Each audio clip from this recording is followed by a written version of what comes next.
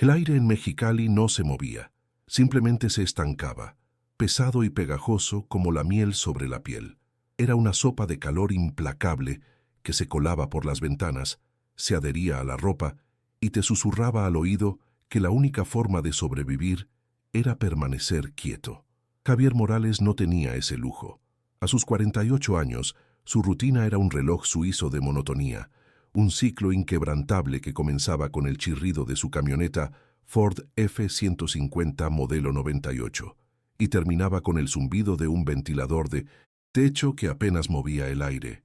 Era un fantasma funcional, un hombre de pocas palabras que pasaba sus días en el laberinto de cables y fusibles, arreglando lo que estaba roto, invisible para la mayoría, pero tan esencial como la energía que restauraba. Los vecinos lo saludaban con un gesto de cabeza, pero nadie se molestaba en detenerse, en preguntar. Era Javier el electricista, y eso era todo. Su modesta casa en el barrio de Pueblo Nuevo era un refugio contra la canícula, pero no contra la angustia que lo carcomía por dentro. El olor a metal oxidado y polvo se había incrustado en su camioneta y en su ropa, un aroma constante que le recordaba su profesión. Sus manos, callosas y curtidas por años de trabajo, eran su único lenguaje. Con ellas podía desentrañar el nudo más complejo de cables, diagnosticar una falla con solo tocar un panel, pero esas mismas manos, fuertes y seguras, se sentían inútiles y temblorosas cuando sostenían la mano de su hija, Sofía, en el frío hospital. Ella era la razón de su existencia, la chispa de luz en la rutina opresiva y la razón por la que el miedo se había instalado en su pecho como un inquilino permanente. La pequeña Sofía, de apenas 11 años, era un eco frágil de lo que alguna vez fue. Su cabello, antes de un negro brillante, había adelgazado, y el brillo en sus ojos se había opacado, reemplazado por una palidez que a Javier le partía el alma. La leucemia, rara y agresiva, había llegado sin avisar, como un huracán silencioso. Los médicos en México habían agotado todas las opciones. Sus caras se habían vuelto una máscara de resignación y compasión vacía. La única esperanza, la única puerta que no se había cerrado por completo, era un tratamiento experimental en un hospital especializado en San Diego, California. Pero la esperanza tenía un precio, uno tan astronómico que Javier se mareaba con solo pensarlo. El costo del tratamiento era una cifra que bailaba en su cabeza, un fantasma que lo despertaba en las noches. 10 millones de pesos, o más. La cantidad era una pared impenetrable, una montaña que no podía escalar por más que trabajara. Había vendido su camioneta, había pedido préstamos, había tocado todas las puertas que conocía. Cada no era un clavo más en el ataúd de su esperanza, un segundo menos en el reloj de vida de Sofía. El tiempo se le escurría entre los dedos como la arena del desierto. El miedo a perderla, el pánico de verla desvanecerse ante sus ojos, era una tortura constante, mucho peor que el calor de Mexicali. Su desesperación no era una emoción, era un estado del ser, era la fuerza motriz que lo llevaba a buscar cualquier salida, por improbable que fuera. El teléfono sonó a una hora inusual, cerca de la medianoche. La voz al otro lado era profunda y sin emociones, el tipo de voz que no hace preguntas y no espera respuestas. Le ofrecieron un trabajo bien pagado, en efectivo, para revisar el cableado de una bodega en la zona industrial. El cliente era vago, casi ausente, y las instrucciones se sentían como un guión escrito de antemano. Necesitamos que lo hagas de noche, nadie debe verte. Termina y te vas.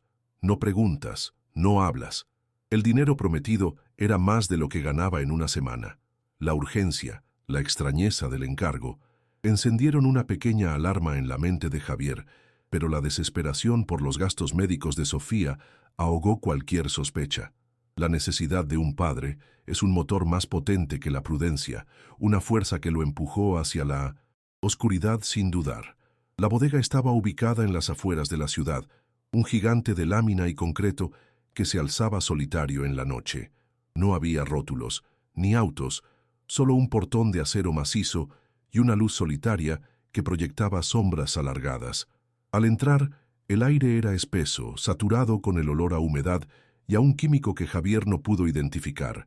El lugar estaba en silencio, lo que intensificó su cautela.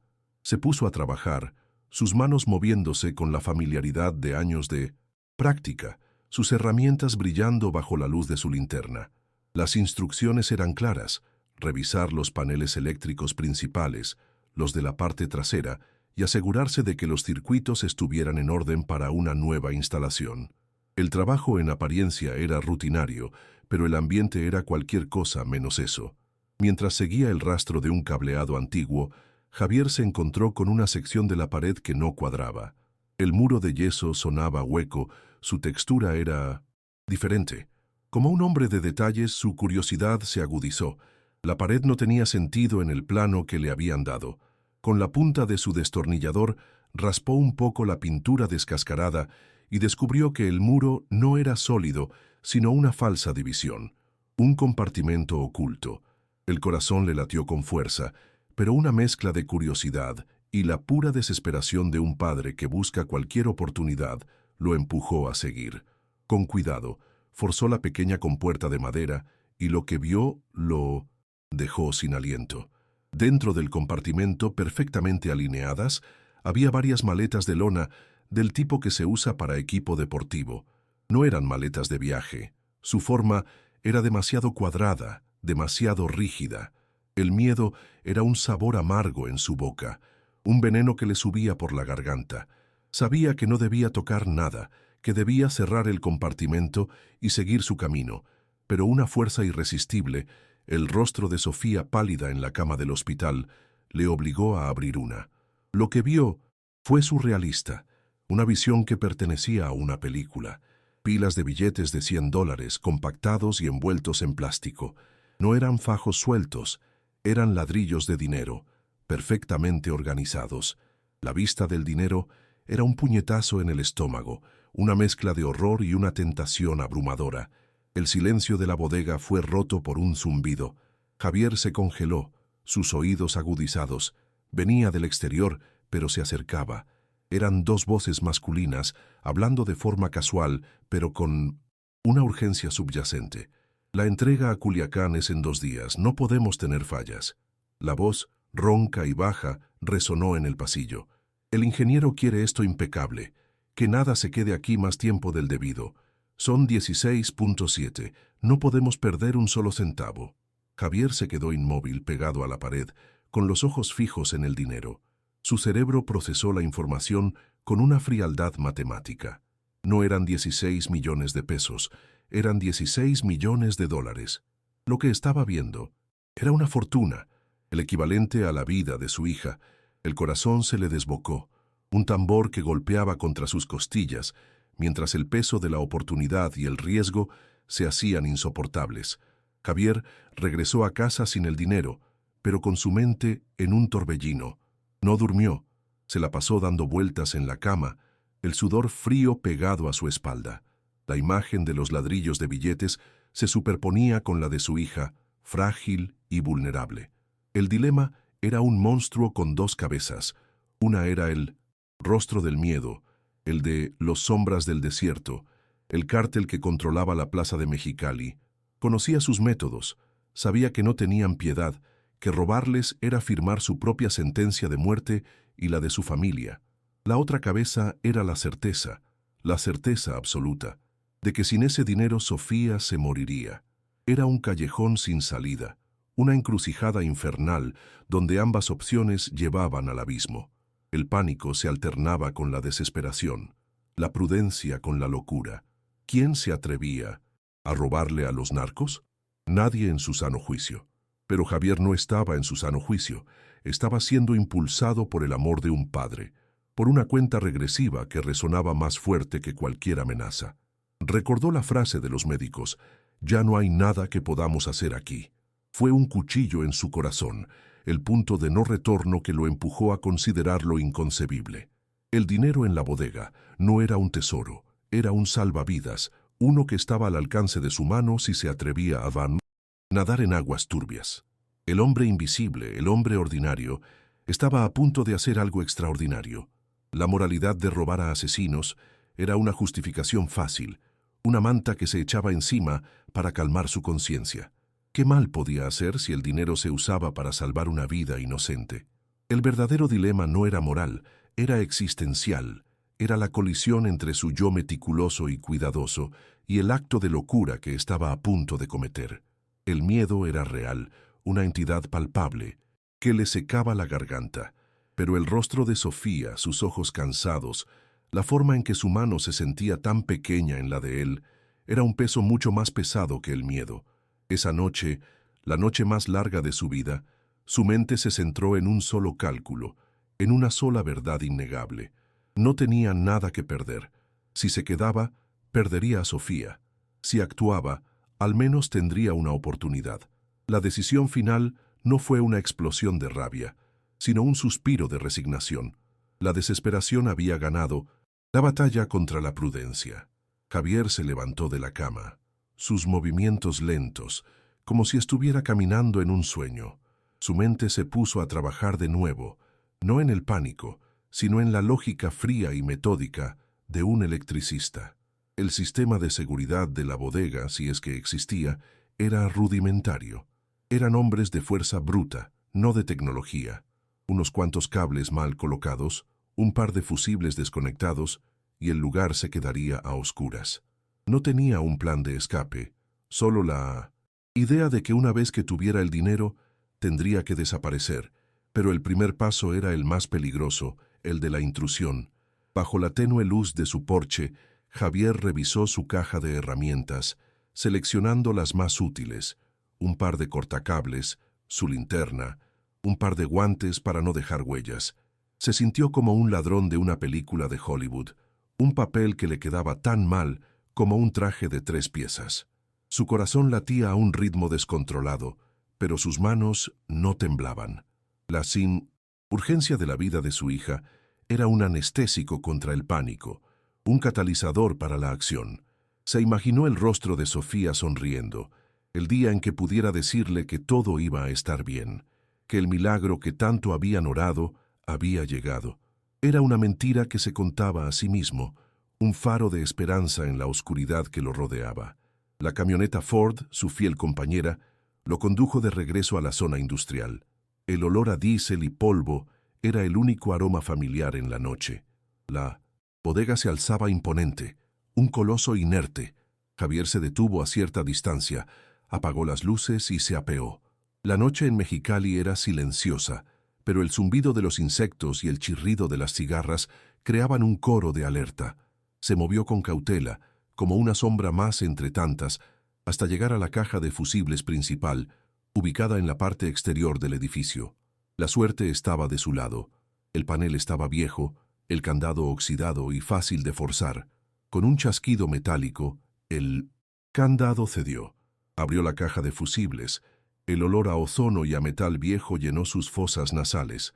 Sus manos se movieron con una precisión que contrastaba con el terror que sentía. Con sus herramientas, cortó los circuitos de las luces y de los pocos sistemas de vigilancia que había visto. La oscuridad cayó sobre la bodega como un manto pesado, una complicidad silenciosa. Javier se aseguró de dejar un rastro que pareciera una falla eléctrica, un incidente más en la rutina de un electricista. La improvisación era su única arma, su inteligencia, su única ventaja. Ahora, el único sonido era el de sus propios pasos cautelosos, el de su respiración contenida y el latido desbocado de su corazón. Una vez dentro, la oscuridad era casi absoluta, solo rota por la tenue luz de su linterna. El lugar que antes parecía solo un almacén, ahora se sentía como una tumba. Se dirigió directamente al compartimento secreto. Su mente ya no procesaba la moralidad de lo que hacía, solo la mecánica. Las maletas estaban ahí, exactamente como las había dejado. Las movió una por una. El peso del dinero era un recordatorio constante de la magnitud de su crimen. Cargó tantas como pudo. Su camioneta no era muy grande, y el peso era considerable. Cada billete que cargaba era un pedazo de esperanza para su hija, pero también un grillete que lo unía a una sentencia de muerte.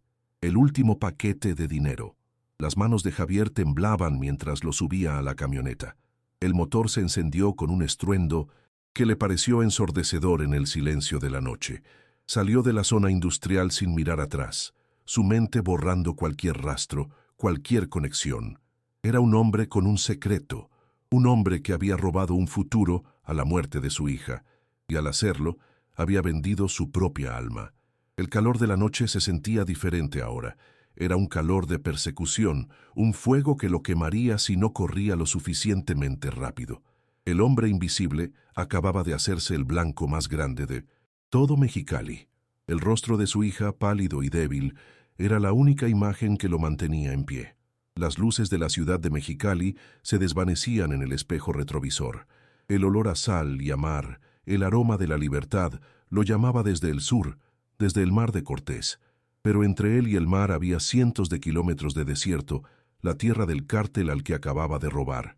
La van, con su carga invaluable, se sentía pesada y lenta. Javier sabía que ya no había vuelta atrás, que la decisión que había tomado en el silencio de su casa se había materializado en el chirrido de los neumáticos de su camioneta. El electricista, el hombre de las rutinas, había entrado en un mundo de sombras y su vida, tal como la conocía, había llegado a su fin. La luz de las farolas que se iban apagando detrás de él marcaban el final de la vida que conocía. El silencio en el interior de su camioneta era abrumador. El peso de las maletas en la parte trasera era una presencia física, un recordatorio de que había cambiado la monotonía de su vida por una cacería brutal. El calor de la noche se sentía como un vaticinio, el preludio de un infierno que no se parecía a nada de lo que había experimentado. Por primera vez en mucho tiempo, el miedo no era por la vida de Sofía, sino por la suya, por la de él. Pero no se arrepentía. No podía. Las manecillas del reloj que le quedaban para salvar a su hija eran ahora la única cosa que importaba. Mientras la camioneta avanzaba en la oscuridad de la noche, Javier sentía una extraña mezcla de pánico y determinación. La decisión, que había sido una abstracción hace solo unas horas, era ahora una realidad tangible, una carga que lo obligaba a seguir adelante. No había plan, no había certeza de lo que venía, solo el desierto por delante, el mar como una promesa lejana y un grupo de hombres sedientos de sangre pisándole los talones, aunque él no lo supiera aún. El hombre invisible, el fantasma de Pueblo Nuevo, se había convertido en un objetivo, y la cacería, una que resonaría en las entrañas de México por años, estaba a punto de comenzar.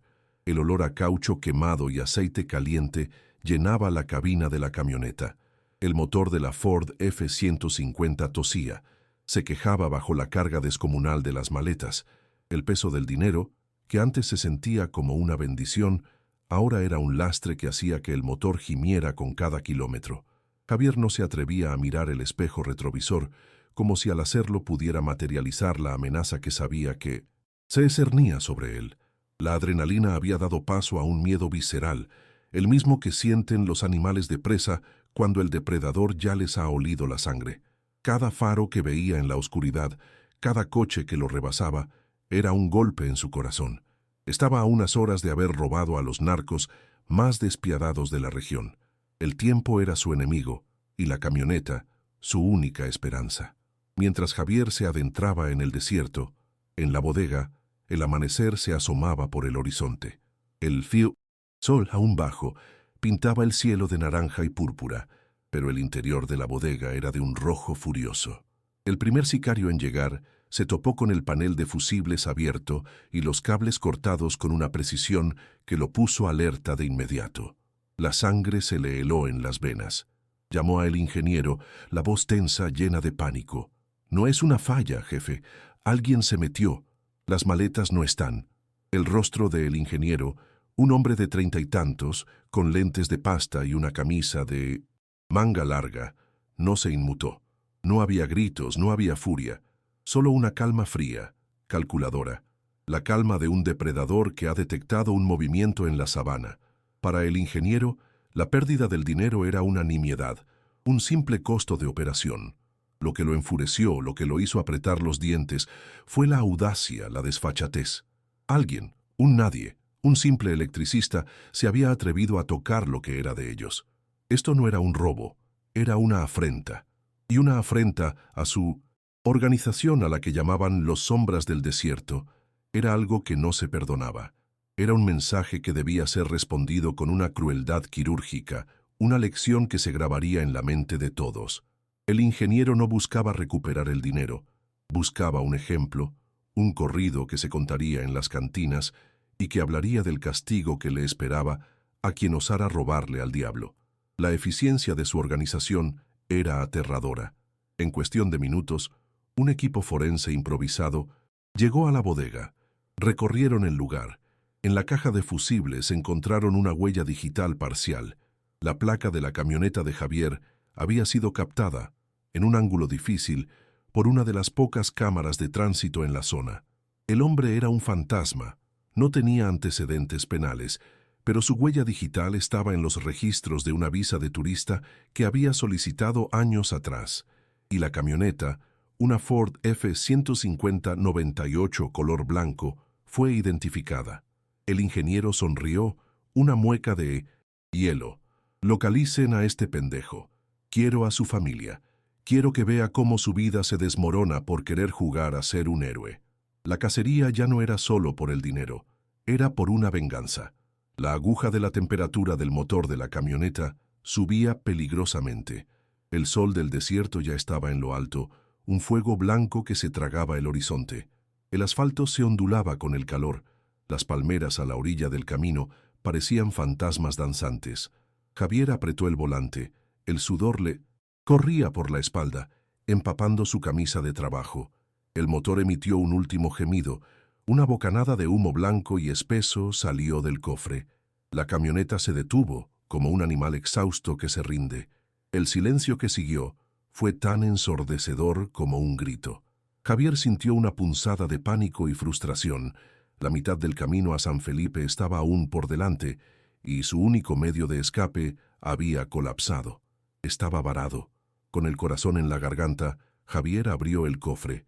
El motor estaba humeante.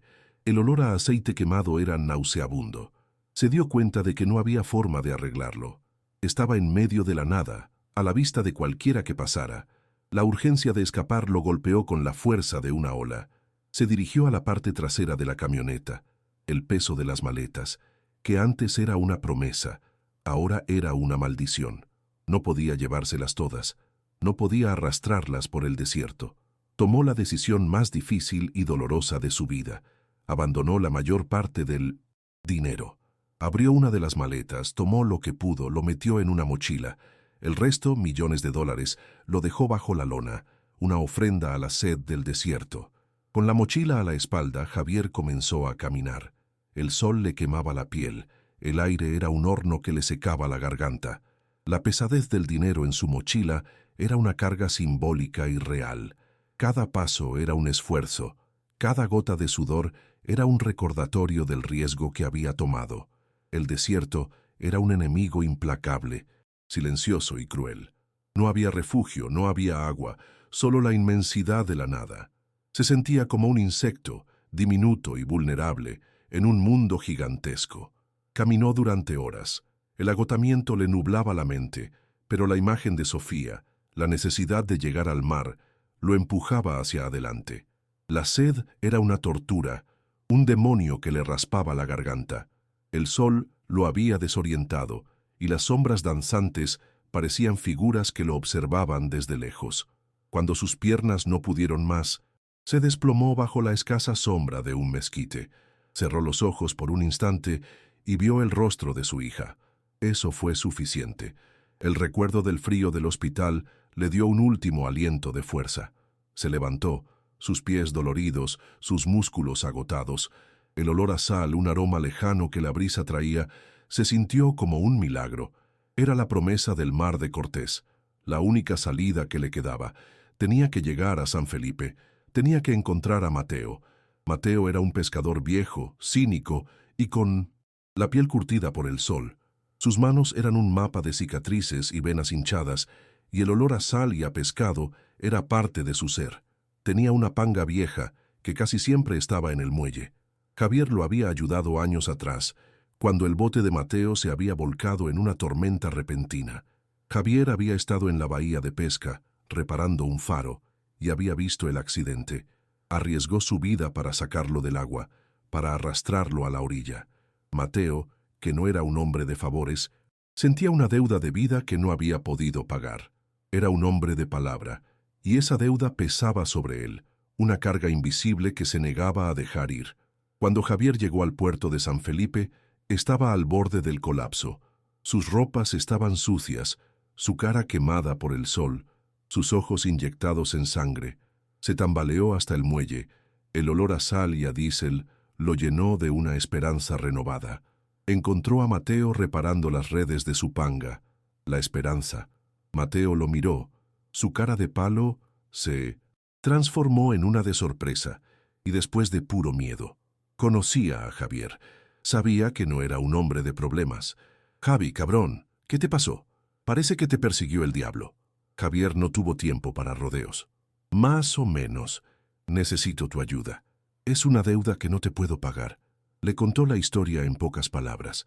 La cara de Mateo se puso pálida. La panga de Mateo era una vieja reliquia. Su motor había visto mejores días. Estaba amarrada al muelle, sus cuerdas gastadas, el casco lleno de parches. Javier le contó su plan, tan simple como una línea en el desierto: cruzar el mar de Cortés hasta la costa de Sonora y desaparecer en el continente. El rostro de Mateo era una mezcla de terror y compasión. Le debían una vida a Javier, y en ese momento el recuerdo de la deuda se sentía más pesado que el ancla de su barco. «Estás loco, Javi. Sabes quiénes son. Si te ayudas, estoy firmando mi propia muerte». Javier no tenía argumentos, solo la mirada de un padre desesperado.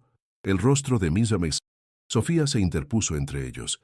Mateo suspiró. El olor a sal y a traición se mezclaba en el aire.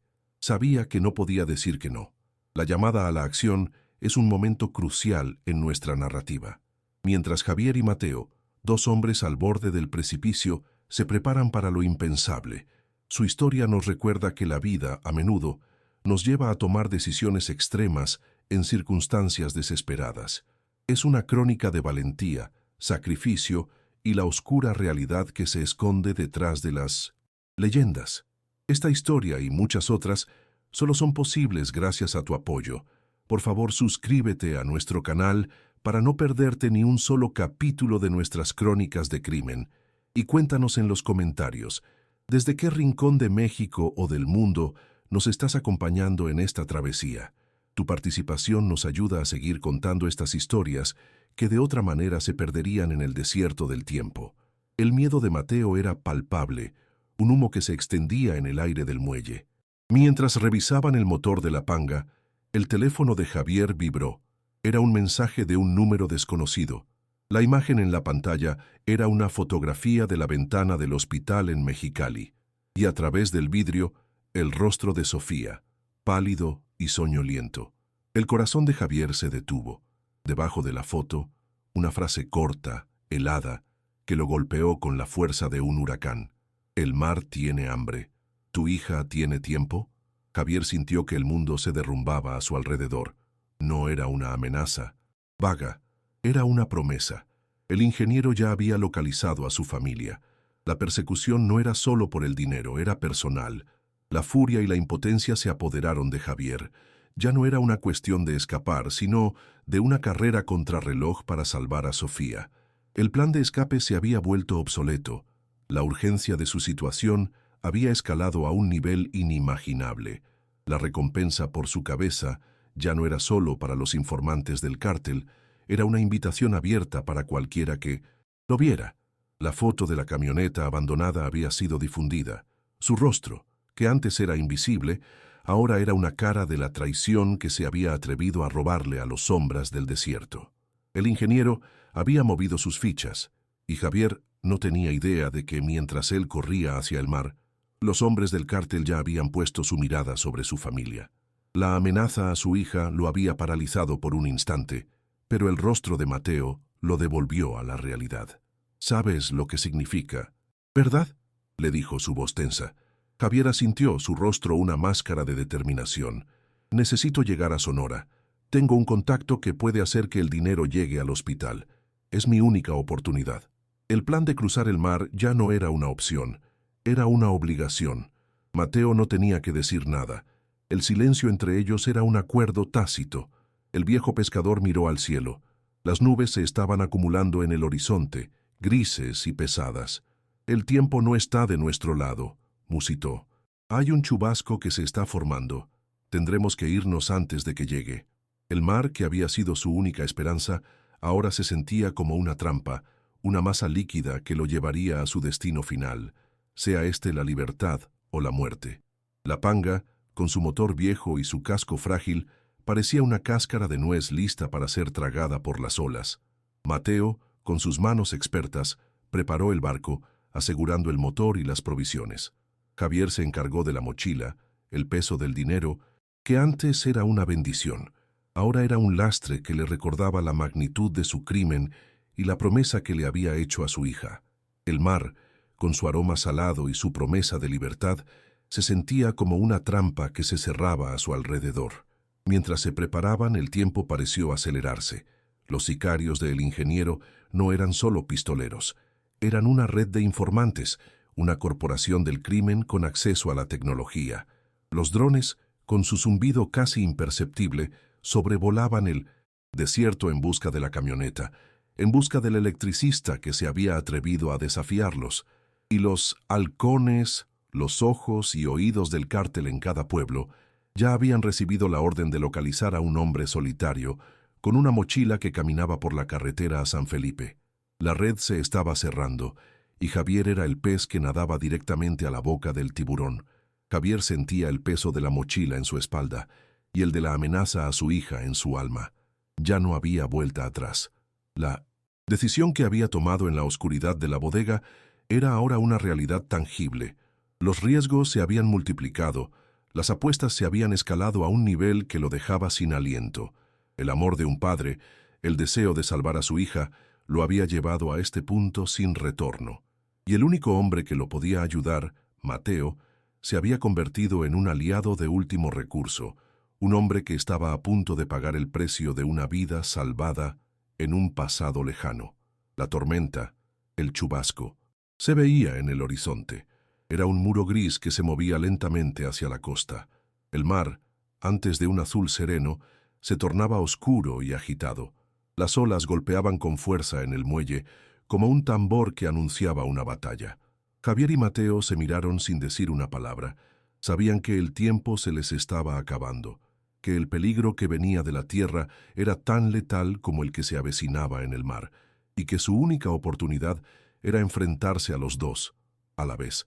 El destino de un padre, el de su hija y el de un viejo pescador pendía de un hilo. El punto de no retorno había sido cruzado en el momento en que el ingeniero envió la foto de Sofía. Ya no era solo la vida de Javier en juego, sino la de su hija. El plan de escape, que había sido un acto de desesperación, se había transformado en una misión de vida o muerte. Y el mar de Cortés, que antes había sido la promesa de una salida, se había convertido en un laberinto acuático que pondría a prueba no solo su ingenio, sino la fortaleza de su espíritu. La cacería estaba a punto de llegar a su punto culminante. La tormenta, el cártel y la desesperación de un padre se iban a encontrar en una batalla final que se contaría por años, pero cuyo costo sería impensable. La oscuridad de la noche se hizo más densa. Las nubes cubrieron la luna. El aire se puso pesado. Javier y Mateo subieron a la panga. El motor gimió al arrancar. Sabían que estaban solos, que su única esperanza era el ingenio de Javier y el conocimiento de Mateo de las aguas traicioneras. El mar, que antes era una promesa de libertad, se sentía como una tumba. El rostro de Sofía, la amenaza del ingeniero, el rugido del chubasco en la distancia. Javier supo que el final de la historia estaba cerca y que, fuera cual fuera el resultado, el hombre que subió a esa panga no sería el mismo que bajara, si es que lo hacía. El olor a sal, a gasolina y a miedo se mezclaba en el aire. Las olas golpeaban el casco del barco, una canción de cuna de muerte que los arrullaba. La panga se movía lentamente, arrastrándolos hacia el horizonte, hacia la tormenta. Javier, con sus manos en el timón, y Mateo, con los ojos fijos en la oscuridad, sabían que la decisión de esa noche los había condenado a un destino incierto. La historia del electricista de Mexicali estaba a punto de culminar en el corazón de la tormenta, en la oscuridad del mar, en una batalla por la vida que se libraría en el silencio de las olas. La tensión se podía cortar con un cuchillo. La panga se alejaba de la costa. Las luces de San Felipe se hacían cada vez más pequeñas. El viento se levantó, trayendo consigo el olor a lluvia y el rugido de la tormenta que se acercaba. Mateo, con su experiencia, sabía que las aguas de ese mar eran impredecibles, que un chubasco podía engullir una embarcación en cuestión de minutos. El miedo se había apoderado de su rostro, pero el recuerdo de la deuda que le debía a Javier era más fuerte que cualquier pánico. Él, un hombre cínico y solitario, se había convertido en el último bastión de un padre desesperado. El mar estaba listo para reclamar su ofrenda. El silencio entre ellos era un pacto, una promesa tácita de que seguirían adelante, sin importar el costo. Javier apretó el timón, sus nudillos blancos. El motor que había fallado en la tierra parecía funcionar con una nueva vida en el mar. Quizá, pensó Javier, el mar tenía una historia para él, una historia que aún no había terminado de escribir, y con cada ola que los golpeaba, se sentía más cerca de un final que podía ser la salvación o el olvido. La cacería había terminado en tierra. Ahora, la batalla por su vida se libraría en la inmensidad del mar. La panga se movía con dificultad. Los hombres del cártel ya habían tomado posiciones en las colinas que rodeaban la bahía. El ingeniero había recibido el informe de sus halcones, que habían visto a un hombre agotado y un pescador subiendo a una panga. No dejen que se les escape. Usen los drones. Fue la única instrucción. Los sicarios, con sus rifles en mano, se prepararon para el final. El hombre que se había atrevido a desafiarlos no se iba a escapar. La tormenta, para ellos, era una bendición, una cobertura que haría imposible el escape de cualquier embarcación. El zumbido de los drones se acercaba casi imperceptiblemente. Javier, con su oído de electricista, lo notó. Miró hacia arriba. Las luces de los drones, como ojos rojos en la oscuridad, se acercaban. Estaban atrapados. El ingeniero, desde un lugar, seguro observaba la escena en una pantalla. El hombre del que no tenían nombre se había convertido en una figura en una pantalla.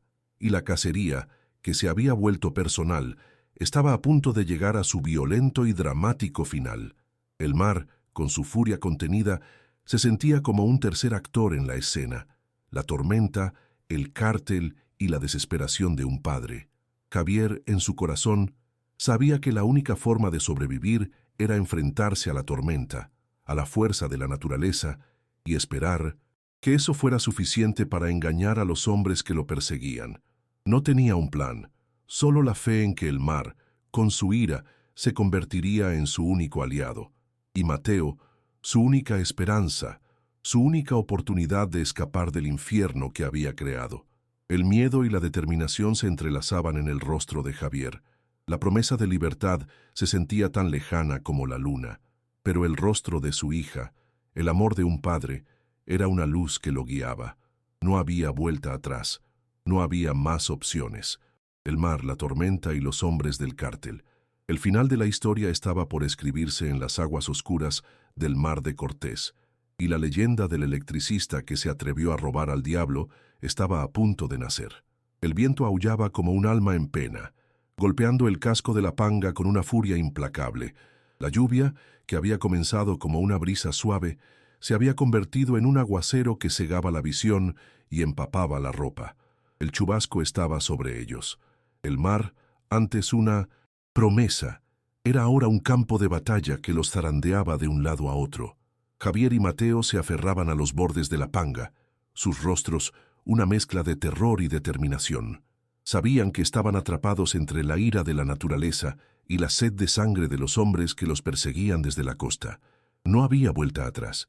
La única opción era seguir adelante, adentrarse en la tormenta y esperar que eso fuera suficiente para engañar a los hombres que los acechaban. Mateo, con su conocimiento ancestral del mar, gritó sobre el ruido del viento. «Hay una ensenada rocosa al sur. Podemos protegernos del viento ahí». Era una trampa, lo sabían. La ensenada los haría más vulnerables, pero les daría un respiro del mar embravecido. Javier asintió, su mente ya en otra parte. Había visto la red que se cerraba a su alrededor. El ingeniero no era un hombre de fuerza bruta, era un estratega. La persecución no era solo en la tierra, sino en el aire, en el agua, en cada rincón. Su genio de electricista se puso a trabajar, sus ojos recorriendo la panga, buscando cualquier cosa que pudiera convertirse en un arma. Un generador, cables sueltos, la mochila con el dinero y el agua salada del mar. Una idea, tan descabellada como brillante, se formó en su mente. Javier le gritó a Mateo sobre el ruido de la tormenta. «La ensenada, necesitamos el generador». Mateo lo miró con una mezcla de confusión y pánico. ¿De qué hablaba? Pero la confianza en la palabra de Javier era más fuerte que la duda. Mateo era un hombre de mar y sabía que en una tormenta la única esperanza era seguir la intuición de un capitán. Giró el timón y la panga se desvió hacia la costa rocosa. Los relámpagos iluminaban el cielo, mostrando las formas amenazadoras de los acantilados que se alzaban sobre la ensenada como dientes de un depredador esperando para morder. El mar rugía, el viento les azotaba el rostro, pero Javier no quitaba los ojos del generador. Su plan, la última esperanza, estaba a punto de ponerse en marcha. En los acantilados de arriba, los sicarios, protegidos por el terreno, observaban la panga. Uno de ellos, el halcón que había estado observando la zona, le habló a el ingeniero por radio. «Jefe, están entrando a la ensenada. No hay forma de que salgan de ahí. Es una trampa». La voz del ingeniero era tranquila y fría. «No disparen. Quiero que se acerquen. Quiero que se rindan. Quiero ver sus caras. Que entiendan su error antes de morir». Para él, el electricista, no era solo una presa. Era un experimento, la prueba de que nadie podía escapar de las sombras del desierto. Observó en su pantalla la pequeña lancha, la silueta de los dos hombres. El juego del gato y el ratón había terminado, y el ratón había caído directo en la trampa. Cuando la panga llegó a la ensenada, el aire se sentía pesado, como si el mundo estuviera a punto de colapsar. La ensenada era un pozo de sombras y agua embravecida. Los relámpagos iluminaban los acantilados, revelando las figuras de los sicarios, fusiles en mano, apuntando hacia abajo. El metal de las armas brillaba en la oscuridad. Eran al menos 10 hombres, un cerco de muerte impenetrable. Javier sintió una ola de pánico, pero la determinación era más fuerte. Saltó de la panga. El agua le llegaba a la cintura. Abrió la mochila, tomó el dinero que quedaba y se lo entregó a Mateo. «Ten. Si algo pasa, corre y busca ayuda. Dales el dinero. Diles que es para mi hija». Mateo no tuvo tiempo de reaccionar. El primer disparo resonó en el aire. Mateo cayó.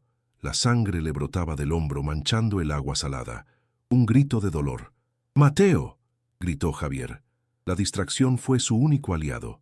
En ese instante, Javier tomó los cables, los conectó al generador y los arrojó al agua. Los sicarios, confundidos por el grito, no entendieron la maniobra. Un segundo más tarde, el plan de Javier, la última jugada de un electricista desesperado, se puso en marcha. Con un último empujón de su mano, activó el generador y una chispa se convirtió en una onda de poder que se extendió por el agua salada. Un relámpago artificial que golpeó a los sicarios que estaban más cerca del agua. Un grito de terror, un destello de luz cegadora. El caos se desató en la ensenada. La electricidad, amplificada por el agua salada, incapacitó a los primeros hombres, haciéndolos caer de rodillas, el olor a carne quemada llenando el aire. Los demás, en la confusión, comenzaron a disparar al azar, sus balas rebotando en las rocas. Javier no dudó. Corrió de regreso a la panga, arrastró a Mateo herido y sangrando, y el bote con el motor encendido. Con un último empujón, la lancha se soltó, navegando hacia la furia de las olas. Las balas de los sicarios que quedaban eran como una lluvia de plomo rebotando en el casco, golpeando el agua con un sordo sonido. Pero ya era tarde.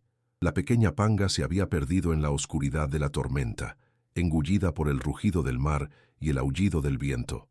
El ingeniero, en su pantalla, vio la escena con una frialdad matemática. El generador, La luz, el caos. Maldito electricista, susurró. La transmisión de la cámara de los drones se cortó. La lluvia torrencial y el viento eran demasiado fuertes. Se comunicó con los hombres de la ensenada. ¿Lo tienen? La voz del otro lado estaba llena de pánico. No, jefe. Se metieron en la tormenta. Disparamos, pero no sabemos si les dimos. La panga se perdió. El ingeniero no gritó. No se enfureció. Simplemente, con una calma que aterraba, dijo: reporten que el electricista y el pescador están muertos, que el mar se los tragó. Es la mejor forma de matar una leyenda. Y así, la cacería terminó, no con una victoria, sino con un enigma. Javier en la panga se aferraba a su amigo, tratando de detener la hemorragia. La lluvia no ayudaba, el agua se mezclaba con la sangre. Mateo respiraba con dificultad. El dolor en sus ojos era un grito que Javier podía sentir. «Javi», susurró Mateo, su voz débil. «Lo lograste, cabrón». Javier sintió que se le desgarraba el alma. «Aguanta, Mateo. Ya casi llegamos a la otra orilla». Pero Mateo ya no escuchaba. Sus ojos, fijos en el horizonte, se cerraron. La vida se le escapó en un último suspiro, en los brazos de su amigo, en el corazón de la tormenta. El hombre que había salvado años atrás, ahora lo salvaba de nuevo, pero a un precio impagable. Javier, el hombre que no lloraba, sintió una lágrima ardiente en su mejilla, mezclándose con la lluvia. Después de lo que parecieron horas, el mar se calmó. La tormenta había pasado, dejando un silencio ensordecedor. La panga, golpeada y maltrecha, llegó a una playa solitaria en la costa de Sonora. El sol, un disco naranja y brillante, se asomaba por el horizonte, pintando el cielo de colores. Javier se arrastró fuera de la lancha, agotado, su cuerpo una masa de dolor. Arrastró el cuerpo de Mateo a la orilla. Sus manos temblaban mientras cavaba una tumba improvisada en la arena. No tenía palabras, solo un profundo y silencioso dolor. La única persona que lo había ayudado, su último amigo, yacía en una tumba anónima. Javier había salvado su vida y el futuro de su hija, pero había perdido su identidad, su hogar y a su único aliado. El precio de la libertad había sido más alto de lo que nunca imaginó. 2 semanas más tarde, una transferencia anónima por el valor exacto del tratamiento de Sofía llegó a la cuenta de una fundación en San Diego. El dinero no tenía un rastro, no había un remitente, era un fantasma financiero que había llegado de la nada.